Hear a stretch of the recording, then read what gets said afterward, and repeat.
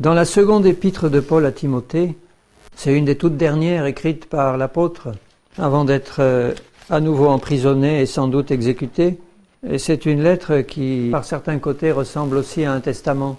Il a derrière lui une longue carrière d'apôtre, il a appris beaucoup de choses avec le Seigneur, donc son expérience spirituelle a mûri. Et quand il écrit à Timothée, il parle vraiment du fond de son cœur pour lui livrer les choses qui lui sont vraiment importantes, qu'il a vécues, sur lesquelles il a médité spirituellement, et qui représentent vraiment quelque chose de profond devant Dieu. Alors, il commence par dire, je lis à partir du chapitre 1er, le verset 7. « Ce n'est pas un esprit de timidité que Dieu nous a donné, mais un esprit de force, d'amour et de sagesse. N'aie donc point honte du témoignage à rendre à notre Seigneur, ni de moi son prisonnier, mais souffre avec moi pour l'Évangile, par la puissance de Dieu qui nous a sauvés et nous a appelés par une vocation sainte. » Alors, voyez ce qu'il dit. Il commence à exhorter le jeune Timothée à renouveler son courage en Christ.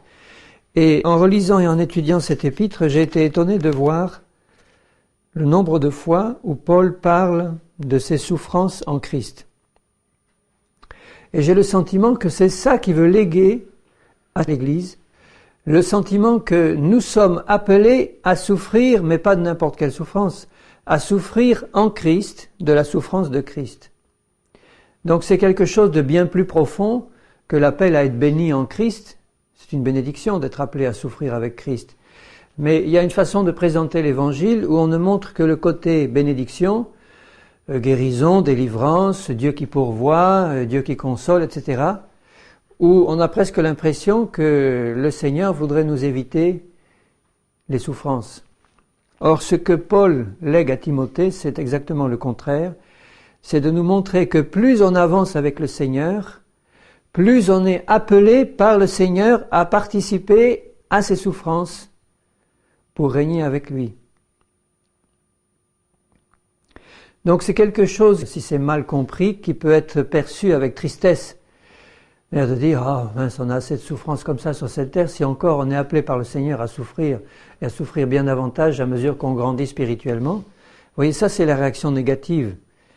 Mais la réaction positive, c'est de savoir que nous sommes avec Christ, et que les souffrances qu'il connaît lui sont dues au regard qu'il porte sur cette humanité qui nous entoure, sur la misère du monde, sur le péché, sur tout ce qui s'y passe, sur les jugements à venir, sur l'état de l'Église, sur l'état de ses enfants, sur l'endurcissement des cœurs devant le merveilleux message de l'Évangile, sur l'incrédulité, sur l'ignorance ambiante dans l'Église, où on voit que les choses les plus fondamentales de la parole, de la croix, ne sont pas acceptées ou sont laissées de côté. Donc ça engendre dans le cœur du Seigneur une grande souffrance. Et je suis sûr que quand le Seigneur intercède en ce moment pour les siens auprès du Père, c'est avec cris et larmes qu'il le fait. C'est pas en sautillant de joie et en disant « Seigneur, merci, tout est accompli, maintenant tout va bien ». Donc le Seigneur souffre et il veut nous faire comprendre quelle est sa souffrance, parce qu'il souffre, mais ce n'est pas la souffrance selon la chair qui mène à la mort, qui mène à la tristesse selon la chair et à la dépression. C'est une souffrance spirituelle qui doit être source de vie. Le message de la croix, c'est toujours la vie au travers de la mort. Il n'y a pas de vie en Christ sans mort. Il y est passé lui-même et il nous demande d'y passer avec lui. Mais c'est pas n'importe quelle vie, c'est pas n'importe quelle mort. C'est la mort de tout ce qu'il est venu crucifier par sa mort à lui, et c'est la vie qu'il est venu appeler sur nous et nous donner de la part du Père la vie éternelle. Donc il dit là, « N'aie donc point honte du témoignage à rendre à notre Seigneur, ni de moi son prisonnier », il était prisonnier de Néron, et nous savons ce que ça peut représenter d'être prisonnier de Néron, « mais souffre avec moi pour l'Évangile, par la puissance de Dieu. » Paul était prisonnier Paul souffrait pour l'évangile, il ne souffrait pas pour ses besoins personnels ou parce qu'on ne l'aimait pas ou parce qu'il était seul ou que tout le monde l'avait abandonné et qu'il était pratiquement seul à se défendre au prétoire. C'est pas vraiment de ça qu'il souffrait. Il souffrait pour l'évangile de Christ, des souffrances de Christ. De voir que le message, finalement, ne passait pas. Ou ne passait pas aussi bien qu'il l'aurait aimé, ni auprès des Juifs, ses frères, ni auprès des païens qu'il était chargé d'évangéliser. Souffre avec moi pour l'évangile, par la puissance de Dieu. Et il ajoute au verset 10, la grâce qui nous a été donnée en Christ, qui a été manifestée maintenant par l'apparition de notre Sauveur Jésus-Christ, qui a détruit la mort et mis en évidence la vie et l'immortalité par l'évangile. Christ a détruit la mort par sa mort. J'aime bien cette image que Christ a fait mourir la mort par sa mort. Une mort qui donne la vie, en détruisant la mort qui est dans le péché et dans notre chair. Donc, il instruit les païens et il rajoute encore au verset 12, lui qui est prédicateur et apôtre chargé d'instruire les païens, c'est à cause de cela, à cause de l'appel qu'il a reçu du Seigneur et de l'évangile qu'il prêche, que je souffre ces choses, l'emprisonnement, les persécutions, etc., et la mise à mort qui allait venir. Mais je n'en ai pas honte, parce que l'appel à souffrir découlait du fait qu'il était appelé à être témoin de Jésus-Christ. Timothée était en train de flancher. Peut-être que la persécution pour lui aussi était tellement forte sur cette jeune vie qui commençait à hésiter devant la souffrance. Et Paul le stimule en lui disant « Souffre avec moi, n'en aie pas honte, va au contraire annoncer l'évangile avec hardiesse, parce que ce n'est pas un esprit de crainte que Dieu nous a donné, mais de force, d'amour et de sagesse, de la force de Christ qui se manifeste dans la faiblesse, et que dans cette faiblesse s'est manifestée toute la puissance du Père.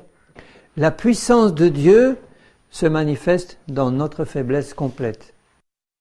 C'est un peu contraire au message qu'on entend aujourd'hui, où on parle de puissance, puissance du témoignage, puissance contre les démons, puissance, force du chrétien rempli de l'esprit qui va de l'avant et qui renverse toutes les murailles, oui, mais après avoir réalisé l'importance de la croix, de notre faiblesse totale, de notre dépendance complète de Dieu, et du fait que nous devons être comme Jésus, fermer la bouche devant ceux qui nous persécutent et laisser le Père agir. Comme un agneau qui est mené à la boucherie. Car je sais en qui j'ai cru et je suis persuadé que il, le Seigneur, a la puissance de garder mon dépôt jusqu'à ce jour-là.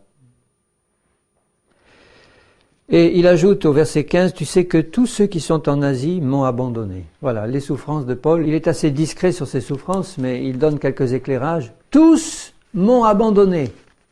Tous ceux qui étaient avec lui en Asie. Quelques-uns, évidemment, restaient pour l'aider, Onésiphore, etc. Mais tous ceux qui étaient en Asie l'avaient abandonné. Sans doute par crainte des souffrances qui étaient attachées au témoignage à donner.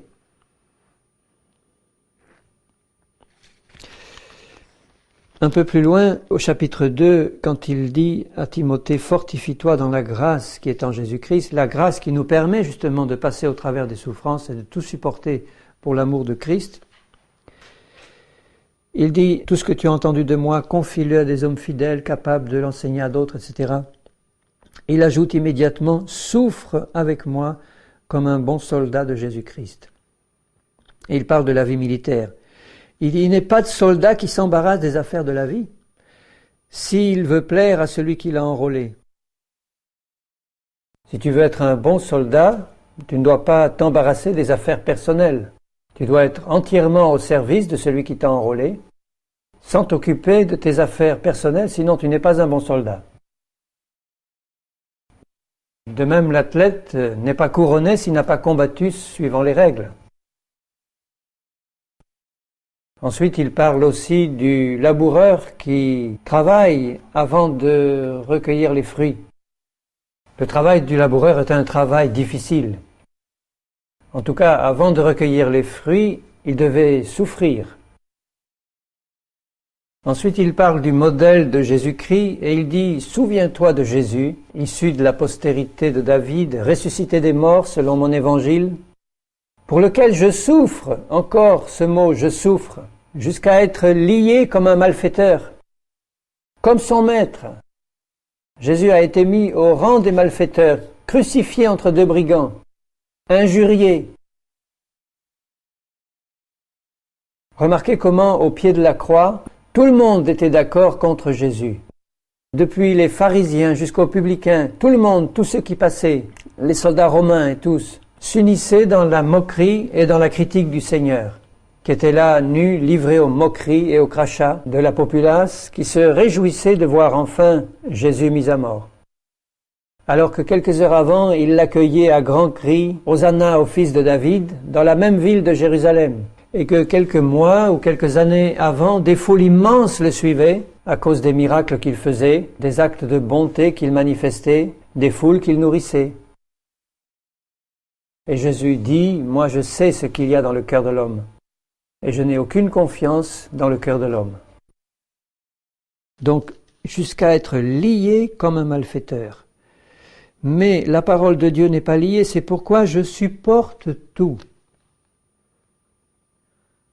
Ça vous rappelle rien, ça? 1 Corinthiens 13, l'amour supporte tout. Donc si Paul supportait tout, et ces souffrances incroyables qu'il a supportées en tant qu'apôtre, si un chrétien désire être apôtre aujourd'hui, c'est peut-être davantage à cause de la notoriété et de la popularité et de la puissance du message qu'il va donner, des foules qu'il va amener au Seigneur. Mais est-ce qu'il réfléchit bien à la quantité de souffrances et à la qualité des souffrances qu'il doit endurer pour le nom de Christ?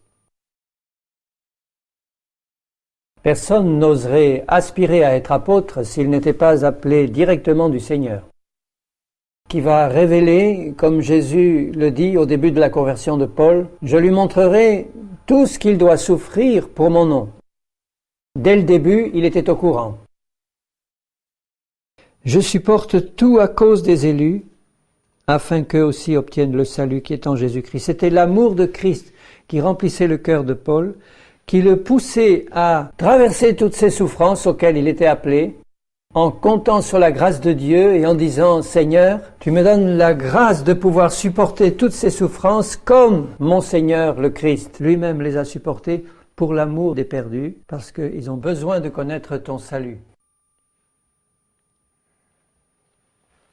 Et la gloire éternelle doit en sortir. Et au verset 11, il dit « Cette parole est certaine, si nous sommes morts avec lui, nous vivrons aussi avec lui. » Voyez que la vie de Christ, la vraie puissance de Dieu, ne peut se manifester dans nos vies que si nous sommes passés par la mort en Christ et avec Christ. Et cette mort est une cause de souffrance intense. D'abord parce qu'il faut que la chair soit crucifiée entièrement. Elle l'est en Christ, mais elle doit l'être pratiquement dans nos vies de tous les jours. Donc le Seigneur qui voit la nécessité de la crucifixion de notre chair, il l'a accompli d'avance pour nous. Mais nous devons réaliser dans notre vie ce qu'il a accompli d'avance. Il voit la nécessité pour nous de passer par sa mort pour pouvoir commencer un témoignage puissant. Sinon, ça va être un témoignage charnel qui va être teinté de la chair qui est encore vivante. Et ça ne va pas être à la gloire de Dieu. Et la chair ne va engendrer que de la chair. Si nous amenons des âmes au Seigneur par la chair, nous allons en faire des chrétiens charnels, comme nous. Donc il faut absolument comprendre que nous devons passer par la mort avec Christ et en Christ pour que ce qui est charnel soit crucifié, c'est une cause de souffrance intense, pour pouvoir recevoir et manifester pleinement la vie de Christ qui ne va plus être teintée des ténèbres de la chair, pour que cette vie amène des âmes de la mort à la vie et que nous puissions avoir un témoignage réellement puissant, percutant. On ne peut avoir un témoignage percutant que si on est passé par la mort en Christ et avec Christ.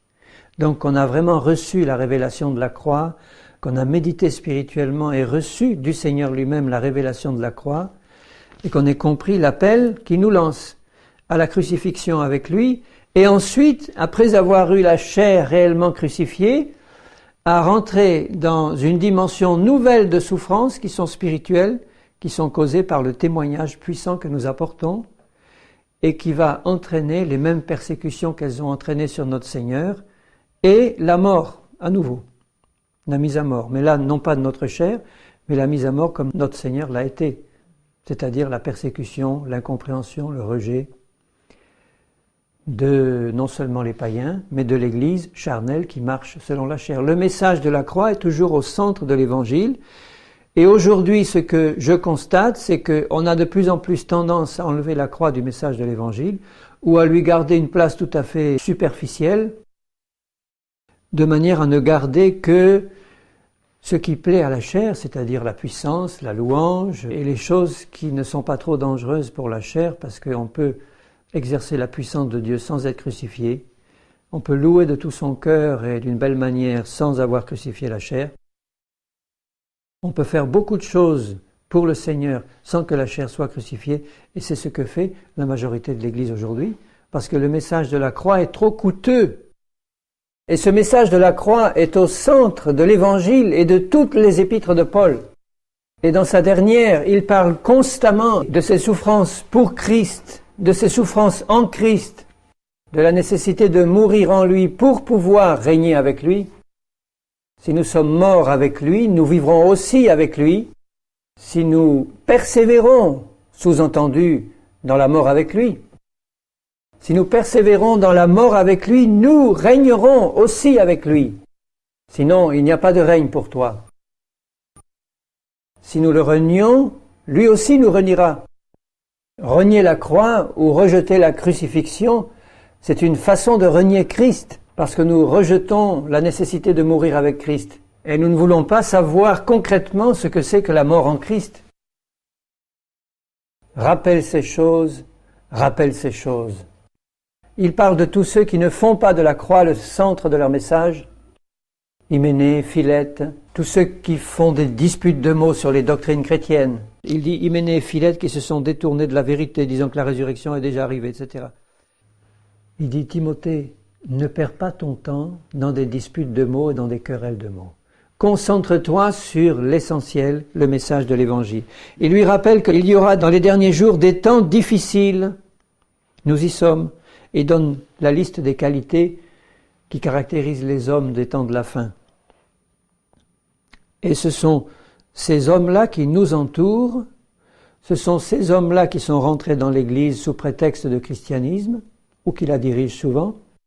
Ils ont l'apparence de la piété, mais ils renient ce qui en fait la force. Ce qui fait la force de la piété, c'est la véritable onction de l'Esprit, et l'onction de l'Esprit vient sur une vie crucifiée, où la chair n'existe plus. Il dit au verset 10, « Tu as suivi de près mon enseignement, ma conduite, mes résolutions, ma foi, ma douceur, mon amour, ma constance, mes persécutions, mes souffrances. » Encore, que de fois il emploie ce mot « souffrance ». Mes persécutions, mes souffrances. À quelle souffrance n'ai-je pas été exposé? Alors, bien-aimé, je te pose la question, à quelle souffrance as-tu été exposé, toi? Pour le nom de Christ.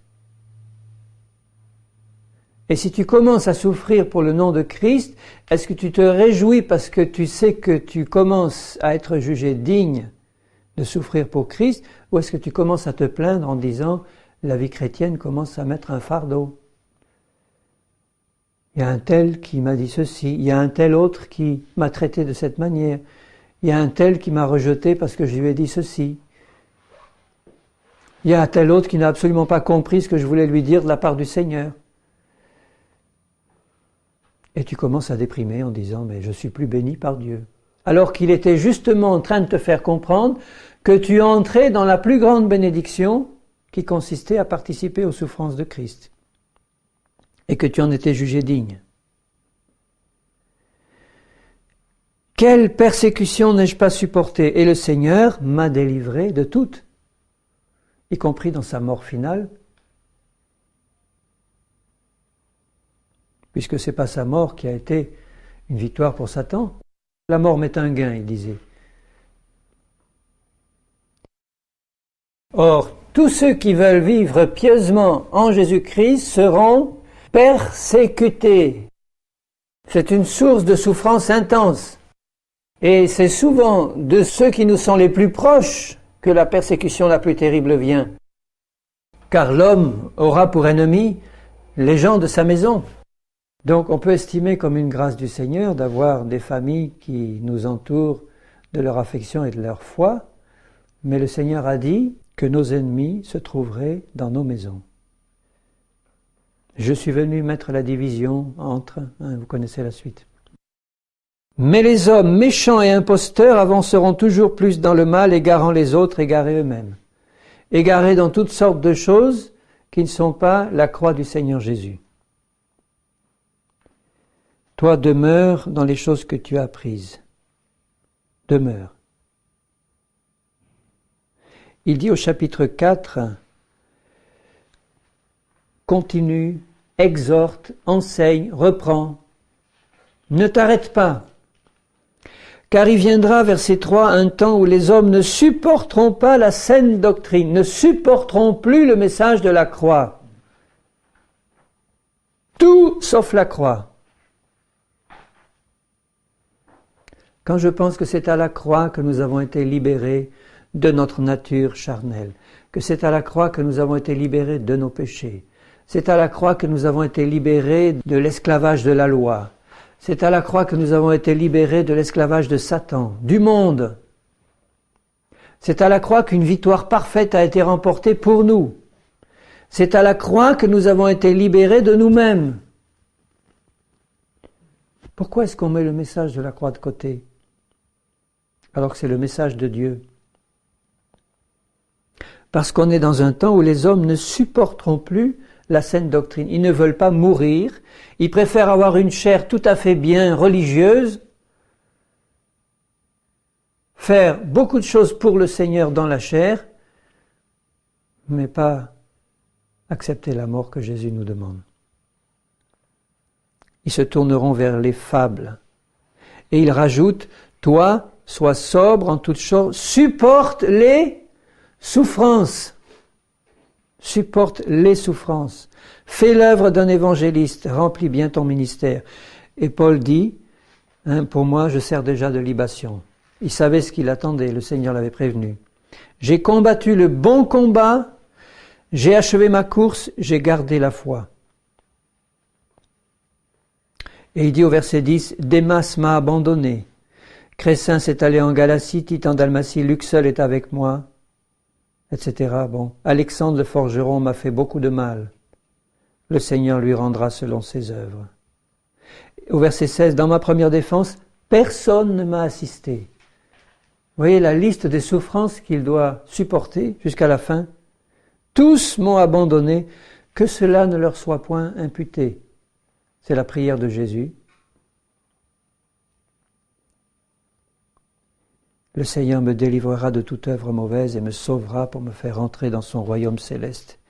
Alors on a l'impression que c'est une fin de vie très triste de voir ce grand apôtre qui a eu un ministère si merveilleux, abandonné de tous, réduit à la solitude, en train de se défendre devant un Néron qui allait lui couper la tête, et parler constamment des souffrances auxquelles nous sommes appelés, à ce jeune Timothée qui commençait à lâcher pied lui aussi. Pour ma part, je pense que c'est un message de victoire, parce que ce qui compte, c'est ce qu'il dit, j'ai gardé la foi, j'ai mené le bon combat, j'ai achevé ma course, et je suis resté sous la grâce du Seigneur, je suis resté uni à mon Seigneur, en communion avec ses souffrances, pour participer à la puissance de sa résurrection et de sa vie. Parce que dans toutes ces souffrances et dans cette mort permanente dans laquelle il passait, il pouvait manifester en permanence la vie de résurrection de Christ. Ce qui n'aurait pas été le cas s'il avait flanché, s'il était retourné dans la chair, s'il avait accepté à nouveau de se mettre sous la loi ou sous les compromis du monde religieux qui l'entourait. Il n'aurait pas pu manifester la puissance de résurrection de Christ. Il ne serait pas resté dans la foi, il n'aurait pas gardé la foi qu'il avait au début, dès le début de sa carrière. Donc c'est un message de victoire. Dans Philippiens, je vais lire un passage dans Philippiens. Si je vous dis ceci, mes bien-aimés, c'est pour nous armer devant ce qui nous attend. Et nous réjouir spirituellement de ce qui nous attend. Dans Philippiens, au chapitre 3 et au verset 7, toutes ces choses qui étaient pour moi des gains. Alors, il parle des choses sur le plan de la chair, qui étaient pour lui des gains. Je les ai regardées comme une perte à cause de Christ. Tout, sa réputation, son éducation, sa famille, tout. Son titre de citoyen romain, tout ça c'est une perte à cause de Christ. Et je les regarde comme une perte à cause de l'excellence de la connaissance de Jésus-Christ mon Seigneur. Ça veut dire que s'il avait gardé ces choses, il n'aurait pas pu connaître profondément Jésus-Christ. La connaissance personnelle de Jésus est réservée à ceux qui se chargent de leur croix, qui connaissent les souffrances de Jésus et ce que signifie la mort en lui et la persévérance dans la souffrance. Jésus leur réserve sa communion la plus intense, la plus profonde. Il dit « de la connaissance de mon Seigneur Jésus-Christ, pour lequel j'ai renoncé à tout, y compris à lui-même, et je les regarde comme de la boue afin de gagner Christ et d'être trouvé en lui, non avec ma justice qui vient de la loi, mais avec celle qui s'obtient par la foi en Christ, qui vient de Dieu par la foi, afin de connaître Christ et la puissance de sa résurrection et la communion de ses souffrances. » Est-ce que nous pouvons imaginer quelles ont été les souffrances de Christ? On ne peut pas imaginer si on n'a pas la révélation du Saint-Esprit. Les souffrances permanentes de Christ. Quand il était sur la terre, lui, le saint, le juste, rempli de la connaissance de l'Éternel parce qu'il est Dieu, constamment en proie à la vue du péché du monde, de gens qui marchent dans la chair et qui ne veulent pas suivre les commandements du Seigneur par la vie de Dieu qu'il veut leur donner, qui ne veulent pas marcher dans la vie du Seigneur. Quelles souffrances ont été celles du Seigneur? Puis les souffrances de Gethsémane, les souffrances de la croix, les souffrances de la flagellation, des moqueries, du rejet, de la mort finalement, où il a pu crier même « Mon Dieu, pourquoi m'as-tu abandonné ?» Nous savons que le Père ne l'a pas abandonné puisque Dieu était en lui, réconciliant le monde avec le Père.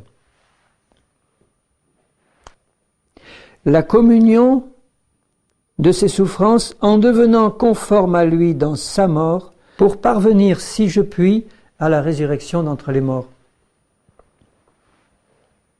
Paul savait bien que ce n'était pas acquis d'avance et qu'il pouvait refuser lui aussi ce message de la souffrance et de la mort.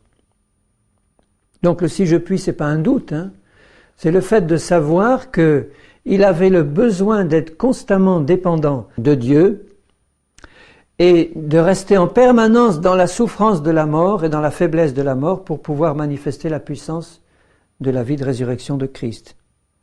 Il savait bien qu'il n'avait pas encore atteint la perfection, mais il courait pour tâcher de l'atteindre, les yeux fixés sur Jésus.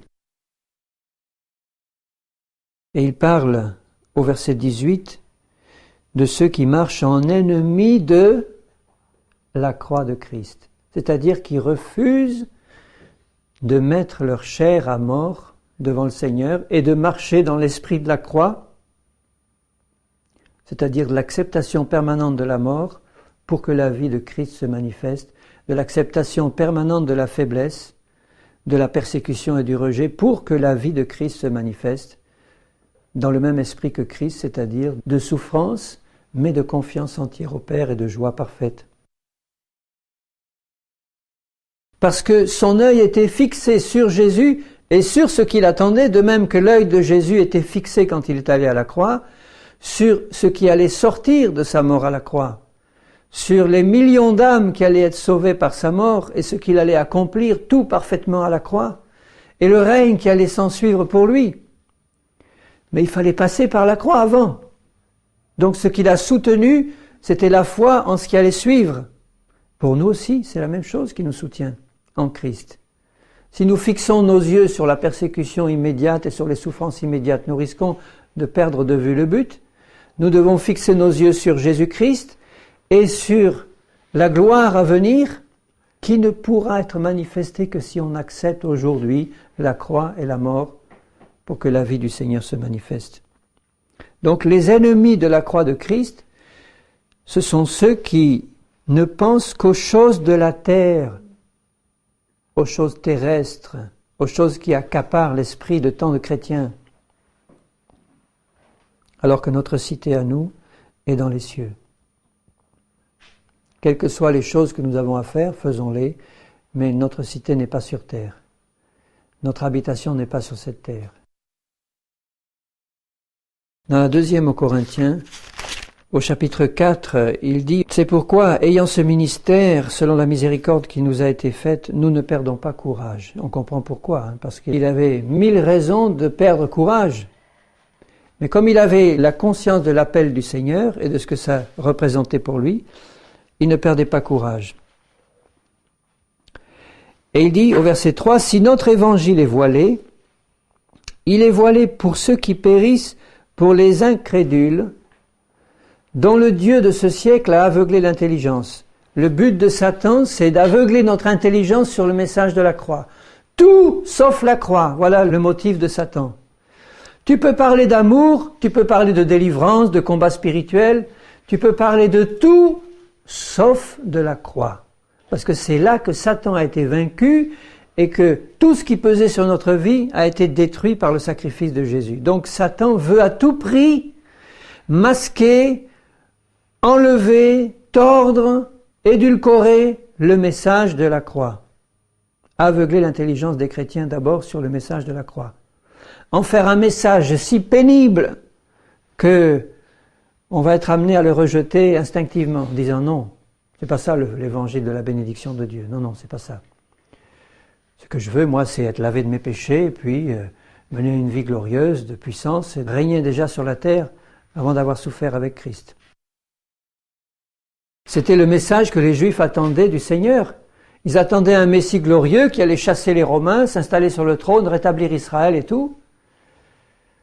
Mais ils n'attendaient absolument pas un Messie qui allait souffrir sur une croix. Ils ne pouvaient pas supporter cette idée, même les disciples. « À Dieu ne plaise, Seigneur, lui dit Pierre, hein, tu n'iras pas. Non, non, tu n'iras pas sur la croix. Arrière de moi, Satan, tes pensées sont celles des hommes. » Il dit au verset 7 du chapitre 4, « Nous portons ce trésor, c'est-à-dire ce message de la croix et ce trésor qui est Jésus lui-même, dans des vases de terre, pour que cette grande puissance soit attribuée à Dieu et pas à nous. Dieu veut faire reposer sur nous, dans notre témoignage ici-bas, sa grande puissance. Cette onction suprême qui vient du Seigneur, qui repose sur nous pour faire de nous des témoins puissants, des témoins qui vont toucher des cœurs et les amener au salut et qui vont être revêtus de cette onction puissante du Seigneur.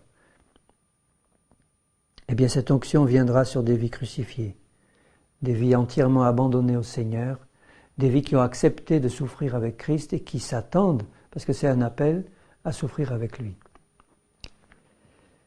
Et il dit, au verset 8, « Nous sommes pressés de toute manière, mais non réduits à l'extrémité, dans la détresse, mais non dans le désespoir, persécutés, mais non abandonnés, abattus, mais non perdus. » Et regardez ce qu'il dit au verset 10, « Portant toujours, ça veut dire quoi toujours? Tous les jours, avec nous dans notre corps, la mort de Jésus-Christ, afin que la vie de Jésus soit aussi manifestée dans notre corps. » C'est par notre corps que se manifeste notre esprit et notre âme.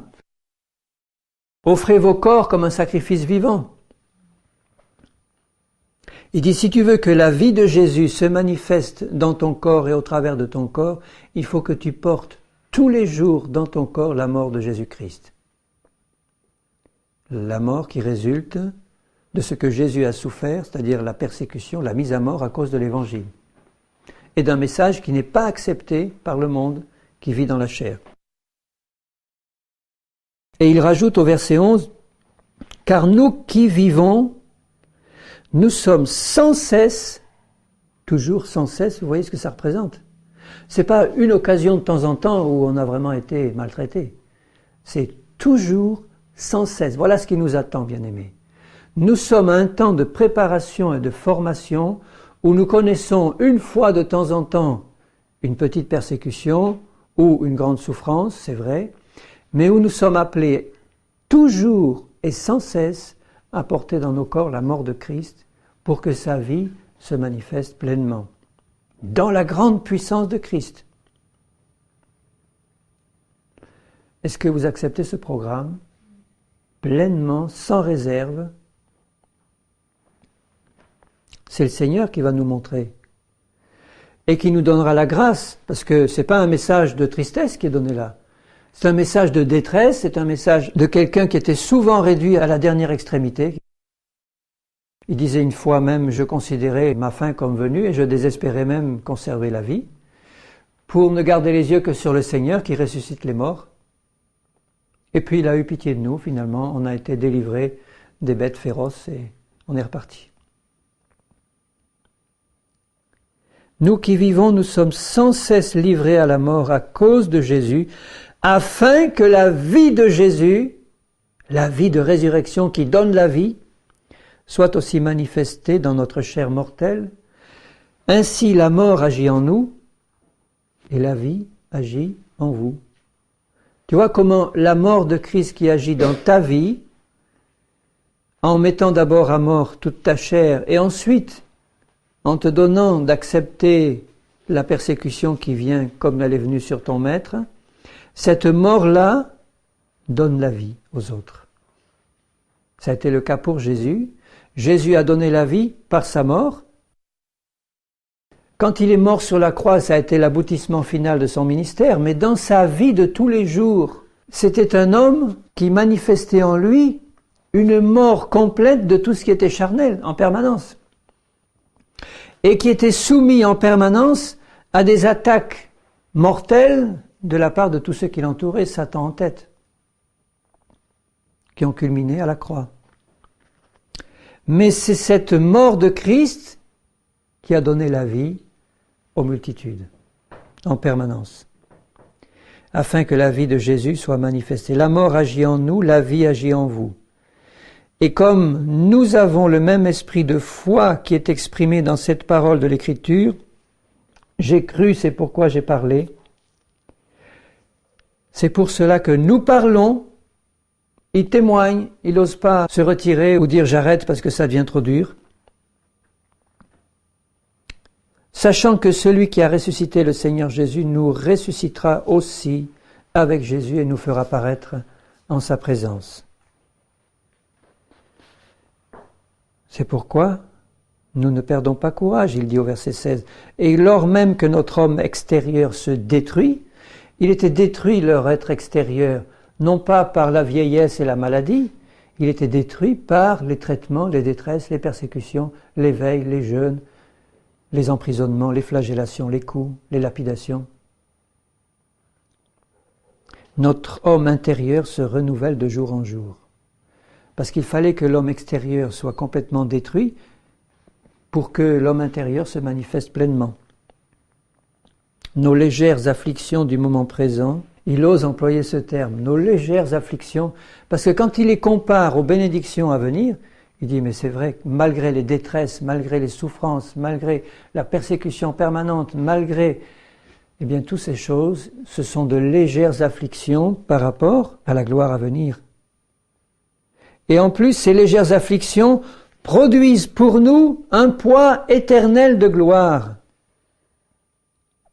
Parce que nous regardons aux choses invisibles. Il marchait par la foi en permanence.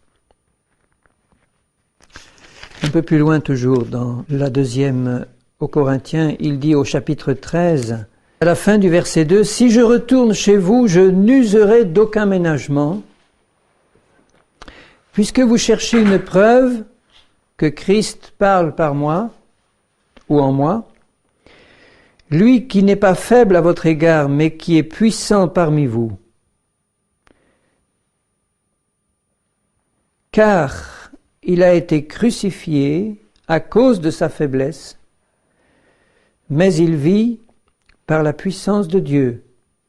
Donc le Christ ressuscité maintenant, qui est passé par la croix et qui a été crucifié par sa faiblesse, comme un agneau livré à la boucherie sans défense, dans l'état de faiblesse le plus absolu, alors qu'il était le Tout-Puissant, il l'a accepté volontairement, et c'est à cause de cela qu'il lui a été donné le nom qui est au-dessus de tout nom, qui manifeste toute la puissance de Dieu maintenant, parce qu'il a accepté d'être réduit au plus bas pour le Seigneur. Il a été crucifié à cause de sa faiblesse, mais il vit par la puissance de Dieu. Nous aussi, nous sommes faibles en lui, faibles devant ceux qui nous persécutent, faibles devant ce monde, au sens que nous n'avons pas à leur opposer la puissance charnelle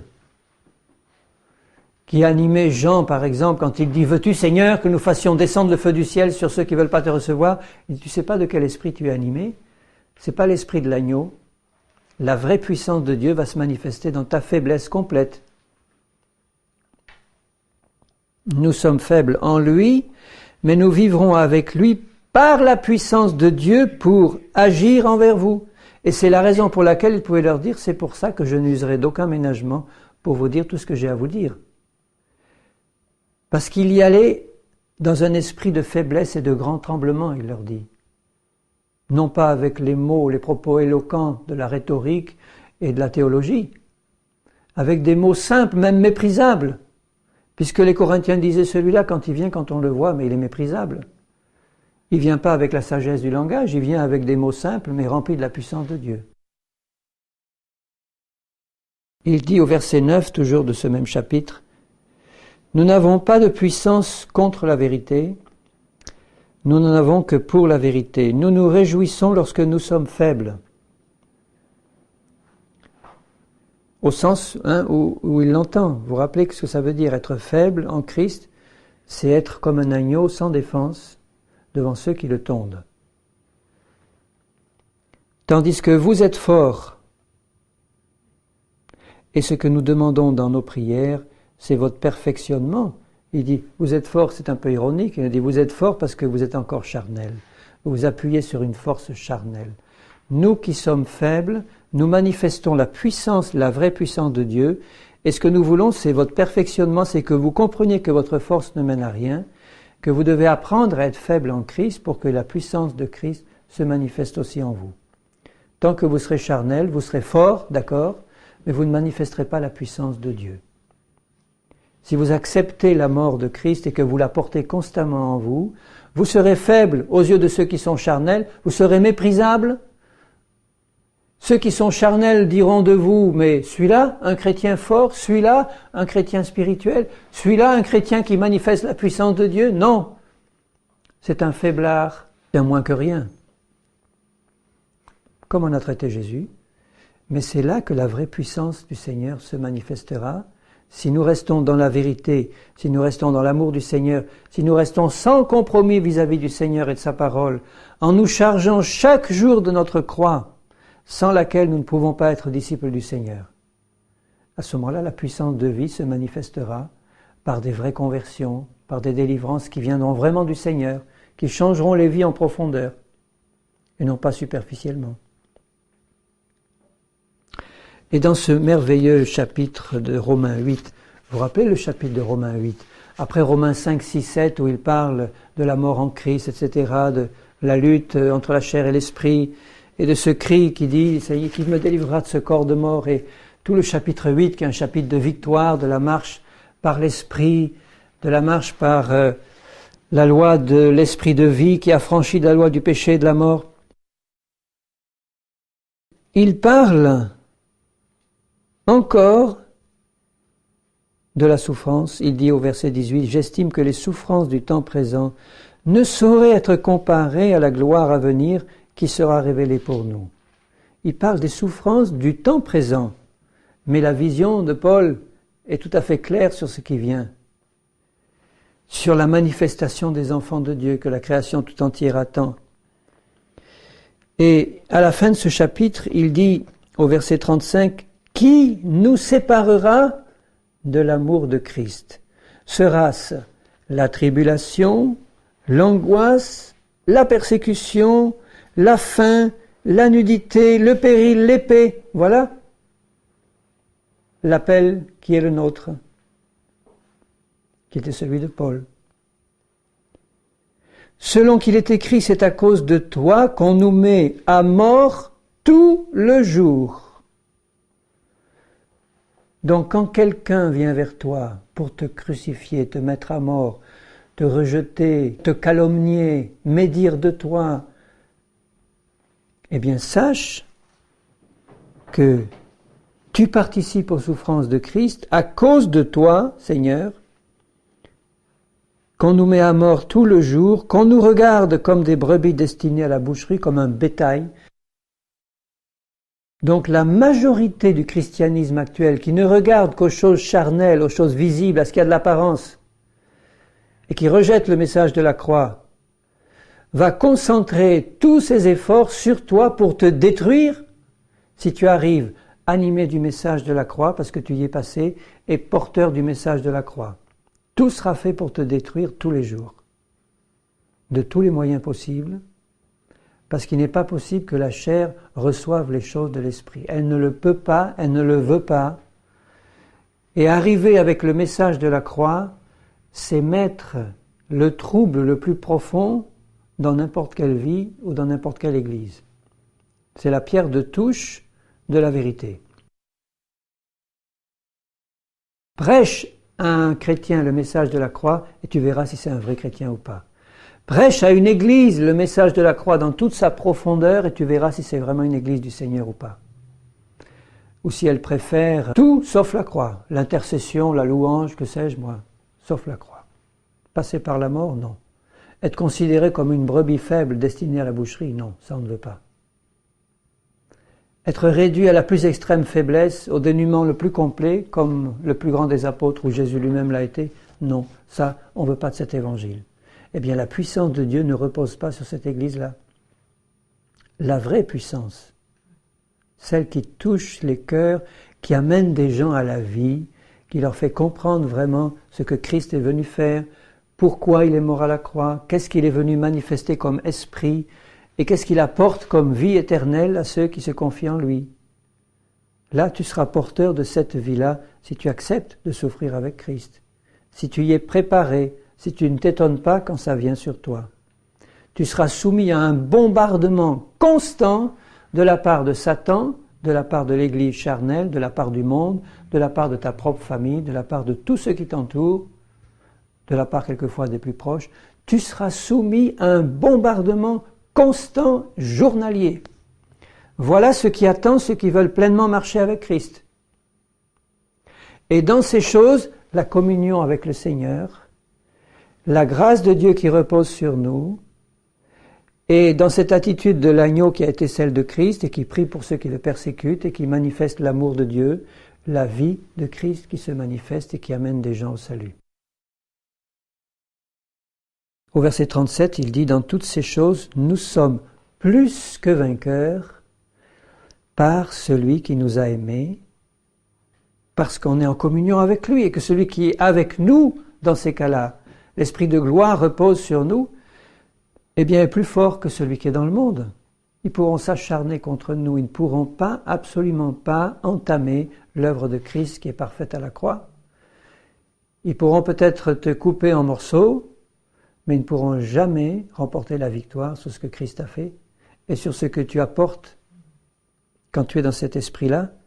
Nous sommes plus que vainqueurs par celui qui nous a aimés, car j'ai l'assurance que ni la mort, ni la vie, ni les anges, ni les dominations, ni les choses présentes, ni les choses à venir, ni les puissances, ni la hauteur, ni rien, ne pourra nous séparer de l'amour de Dieu manifesté en Jésus notre Seigneur, mais en Jésus crucifié.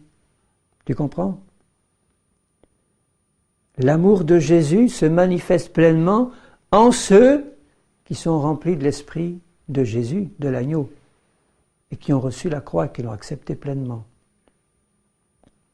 C'est la raison pour laquelle dans les évangiles, Jésus parle clairement à ses disciples à plusieurs reprises en leur disant « Si tu ne renonces pas à ton père, ta mère, etc., à tout, si tu ne hais pas même et ta propre vie, si tu ne te charges pas de ta croix chaque jour Tu ne peux pas être mon disciple, tu peux être un chrétien de nom, tu peux être un chrétien charnel, tu peux être un chrétien qui fait des choses pour le Seigneur, mais tu ne peux pas être un disciple de ton maître qui apporte la vie. C'est une impossibilité radicale. Donc on est devant un choix simple, c'est tout ou rien. C'est toute la croix et la vie de Jésus qui se manifeste ou rien du tout. Pas de mélange avec le Seigneur. Rappelez-vous la Odyssée et les églises de l'Apocalypse. C'est tout ou rien du tout. Est-ce que vous pensez qu'on peut être crucifié à 98%? 99,9%? Non. Jésus a été crucifié à 100%. Et c'est parce qu'il est mort qu'il est ressuscité. Quand nous serons pleinement morts, nous le sommes en Christ, mais pleinement manifestés, là, toute la puissance de Christ se manifestera. Tendons à ce but. Ne nous laissons pas décourager par les occasions de crucifixion qui nous sont offertes par le Seigneur. Acceptons-les, marchons-y avec l'Esprit de Christ pour que son esprit de vie, sa loi d'esprit de vie se manifeste au travers de nous et apporte la vie. Amen. Alléluia. Seigneur, quand je plonge les regards dans les profondeurs de l'œuvre de Jésus, je suis vraiment émerveillé. Tu as vraiment conçu un plan qui ne pouvait être que dans ton cœur, Seigneur. De mettre au premier plan la croix réservée aux criminels, sur laquelle Jésus a dû monter. Et dire, Seigneur, à tous tes disciples, charge-toi de cette croix, chaque jour, volontairement. Participe aux souffrances de ton Seigneur pour avoir part à son règne. Seigneur, je te prie de nous faire comprendre ce message clairement, de nous montrer sa portée, mais aussi sa puissance de vie. Transforme nos cœurs, Seigneur. Ouvre nos cœurs à la grande puissance de ta parole, de ton esprit. Fais-nous comprendre pourquoi tu as dit que la prédication de la croix est la puissance de Dieu. La grande puissance du Seigneur. Cette vie par la mort. Fais-nous marcher dans ces choses, Seigneur, qui viennent d'en haut, que tu as réservées à tes enfants, à ceux qui marchent de tout leur cœur avec Jésus. Et accorde-nous ta grâce, Père, je te le demande, je sais que tu veux le faire et je te remercie de nous l'accorder à chacun. La grâce de comprendre, la grâce d'accepter, la grâce de marcher dans l'Esprit de Christ, pour que ta vie se manifeste tout autour de nous. Seigneur, c'est au nom de Jésus que je te prie, pour moi-même et pour tous ceux qui entendent. Au nom de Jésus, je t'en remercie, Seigneur. Amen.